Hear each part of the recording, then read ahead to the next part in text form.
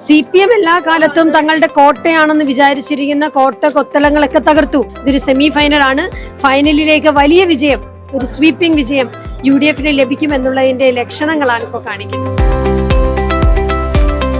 കൊച്ചി കോർപ്പറേഷനിലെ മേയർ സ്ഥാനാർത്ഥി ദീപ്തി വർഗീസ് നമ്മുടെ പഞ്ചരിക്കുകയാണ്. എത്രമാത്രം പ്രതീക്ഷിച്ചിരുന്നതാണ് ഈ ഒരു വിജയം? ഇതിപ്പോ നമ്മൾ വലിയൊരു ഭൂരിപക്ഷം UDF ലഭിച്ചിരിക്കുകയാണ്. ഇവിടെ ടീം UDF ഒറ്റക്കെട്ടായി ഒരുമിച്ച് നിന്ന് പ്രവർത്തിച്ചതിന്റെ ഒരു ഫലമാണ്. അത് മാത്രമല്ല, കഴിഞ്ഞ 5 വർഷക്കാലത്തെ ഇടതുപക്ഷ ഭരണം, കൊച്ചി നഗരസഭയിലെ ഇടതുപക്ഷ ഭരണത്തിന്റെ ഈ നഗരജീവിതം വളരെ നരകമാക്കി മാറ്റിയതിന്റെ ഒരു തിക്തഫലമാണ് അവർക്ക് വന്ന ഈ റിസൾട്ട് എന്ന് പറയുന്നത്. പുതുതായിട്ടൊരു പദ്ധതി പോലും കൊണ്ടുവന്നില്ല.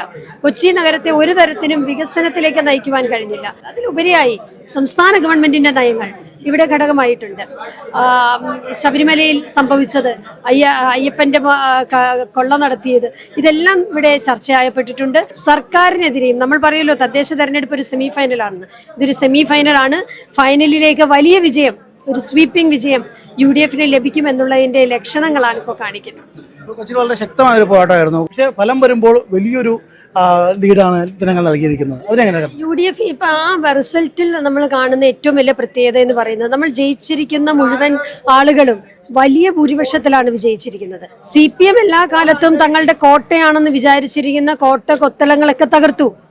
പല ഡിവിഷനുകളും കാലങ്ങളായി കയ്യിൽ വെച്ചുകൊണ്ടിരുന്ന CPMന്റെ ഡിവിഷനുകൾ അതെല്ലാം തകർന്നു വിടിഞ്ഞു.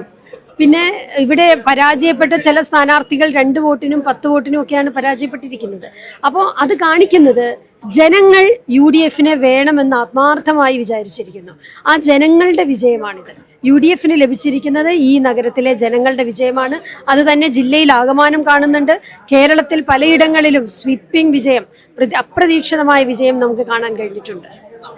എന്തായാലും വലിയൊരു വിജയം കൊച്ചി കോർപ്പറേഷനിൽ മാത്രമല്ല, അതുപോലെ തന്നെ സംസ്ഥാനത്തൊട്ടാകെ UDF തരംഗമാണ് കാണുന്നത്. അത് അടുത്ത നിയമസഭാ തെരഞ്ഞെടുപ്പിലും കാണുമെന്നുള്ള ഒരു പ്രതീക്ഷയാണ് കൊച്ചിയിലെ മേയർ സ്ഥാനാർത്ഥി ദീപ്തി വർഗീസ് നമ്മോട് പങ്കുവെക്കുന്നത്. കൊച്ചിയിൽ നിന്നും അഭിലാഷ് ചർക്കടവലിനൊപ്പം ഷിഹാബുദ്ദീൻ തങ്ങൾ, മാതൃഭൂമി.com.